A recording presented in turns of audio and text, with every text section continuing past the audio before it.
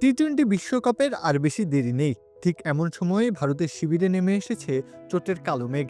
Asia cup ফাইনালের নায়ক middle অর্ডারের ভরসা তিলক ভার্মা গ্রোইন তথা নিম্ন উদরের গুরুতর চোটে পড়েছেন, যার ফলে নিউজিল্যান্ডের বিপক্ষে আসন্ন ঘরের মাঠে টি-20 সিরিজের প্রথমাংশে তাকে ছাড়াই নামতে হতে পারে টিম ইন্ডিয়াকে। 23 বছর বয়সী এই বাঁহাতি ব্যাটার রাজকোটে বিজয় হাজারে ট্রফিতে হায়দ্রাবাদে হয়ে খেলতে গিয়ে হঠাৎ তীব্র শারীরিক অস্বস্তিতে পড়েন। বুধবার তার উদরের নিচে তীব্র ব্যথা শুরু হলে দ্রুত তাকে রাজকোটের গোকুল হাসপাতালে ভর্তি করা হয়।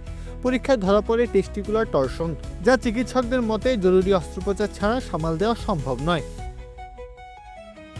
সৌরাষ্ট্র ক্রিকেট অ্যাসোসিয়েশনের সভাপতি জয়দেব শাহ মিডিয়াকে নিশ্চিত করেন যে তিলকের অস্ত্রোপচার সফল হয়েছে।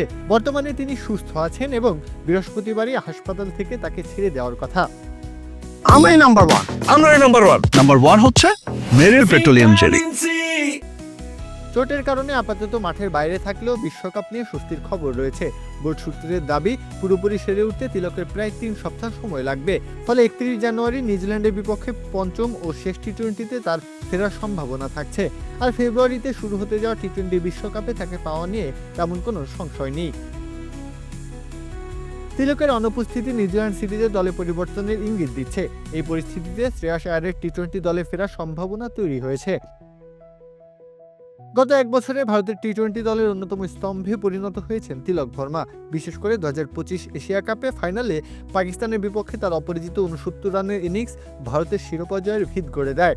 সেই ধারাবাহিকতার মধ্যেই এই চোট ভারতের জন্য বড় ধাক্কা হলেও বিশ্বকাপের আগে তা সুস্থ হয়ে ওঠাই হবে এখন সবচেয়ে বড় স্বস্তির খবর। প্রত্যহ কাব্য, খেলা 71।